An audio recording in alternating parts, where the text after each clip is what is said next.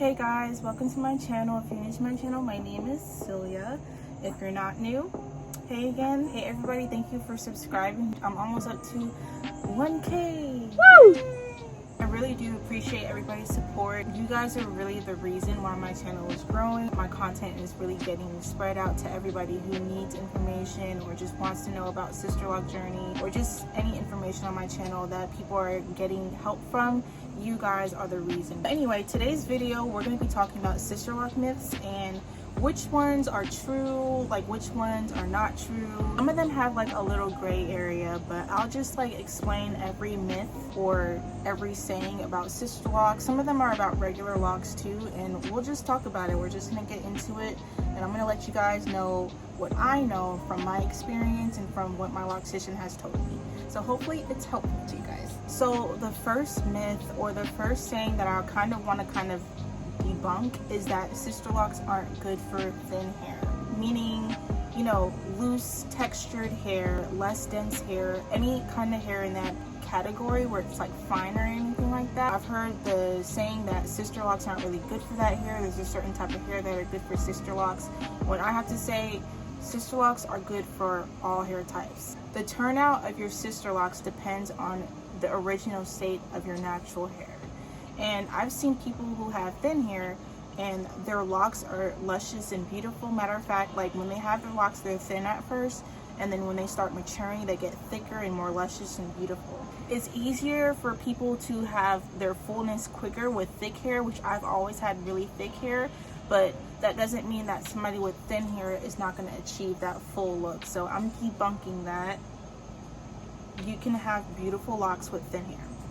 So the next thing I want to talk about are Sisterlocks less expensive than just doing your regular maintenance. I don't think it's less expensive because the deposit for even getting the installment, that I've never spent that much money on my hair. It was $1,000. And then on top of that, like, it depends on whoever you go for your reties and how often you go for your reties. I go for my reties every month, and every 4 weeks I have to pay $175 for my retie. Some people might be less expensive.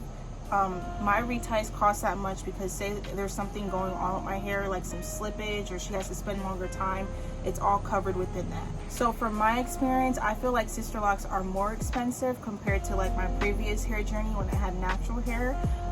Yes, you don't have to pay for products as much, but you know, before when I was natural, I didn't really go get my hair done by the stylist. I usually did my hair by myself. If I did get it done, it was by the Africans every once in a while, and the hairstyle lasted me like 3 months, and I paid like maybe $200 max for a hairstyle.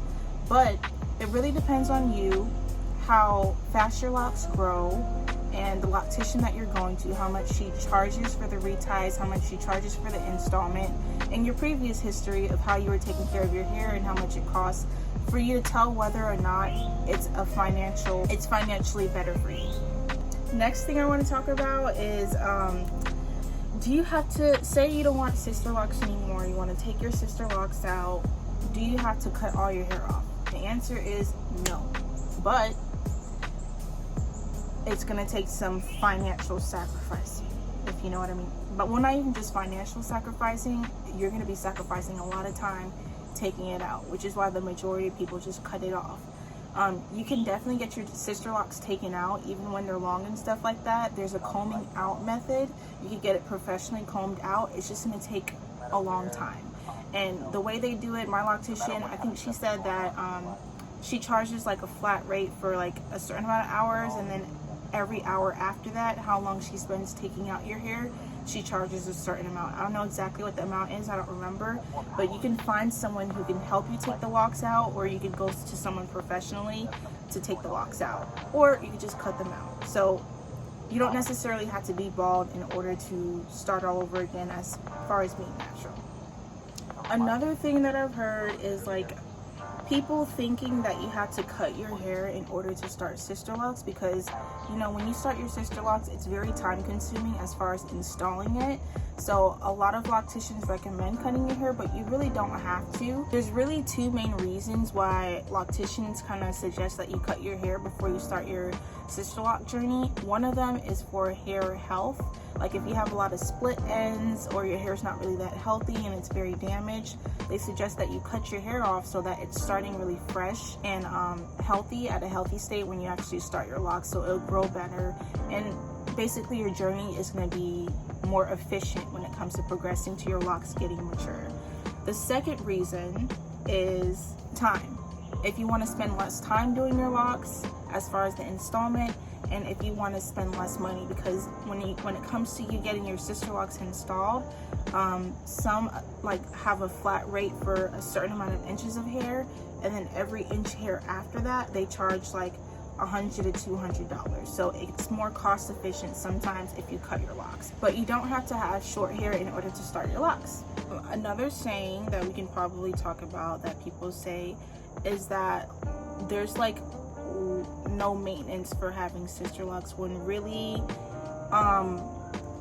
I feel like it depends on when you are in your journey. When you're starting your journey, there is a lot of maintenance because you have to protect your hair from moisture so much, because you have to have your hair locked. So it's low maintenance as far as like you don't have to do as many hairstyles, you don't have to really put oils in it and stuff like that. As far as the products, it's very low maintenance. As far as maneuvering with it, it's very low maintenance, but you have to kind of be aware of what to protect your locks from. So that's the kind of like high maintenance for it, as far as like when it's raining, humidity, when you're working out and you're sweating, when you go swimming during the summer. Those are things that you have to watch out for. You have to make sure you come for your reties in a timely manner so that you don't have any slippage. You have to make sure you're tying your hair at night, or you're sleeping on a protective pillowcase so that you don't experience any breakage. You have to stay away from lint, like hats or like certain blankets and stuff like that. You can't really lay on it because lint could get in your hair, and you don't want lint to get in your hair because that's gonna make your hair turn gray and stuff like that. So it's low maintenance, but there's things that you do have to worry about. It's not no maintenance, it's low maintenance, but you still have to worry about some things. Another myth that, or saying that people say about locks and stuff like that is that you have to have 400 plus locks for them to be considered Sisterlocks. Sisterlocks doesn't depend on how many locks you have. It depends on the grid pattern and how your hair is installed. How many locks you have depends on how thick your hair is and how small or big your head is. I have a big head and I have very thick hair, so that's why I have over 400 locks. Now somebody who has a smaller head and somebody who has very thin hair, they're not going to have as many locks. More fuller look, you could have as little as 250 locks. So it really depends on when you start or how you start. But this concludes my video, you guys. Those are just a couple of myths that I kind of wanted to talk about. I hope that kind of like, helps somebody in regards to somebody starting their journey or somebody that's actually in their journey. Comment down below if there's some other things that people are saying about Sisterlocks that aren't necessarily true or that have a gray area, just so some people could actually like, get some insight when it comes to starting their journey. But yeah, I'll see you guys next time. Bye.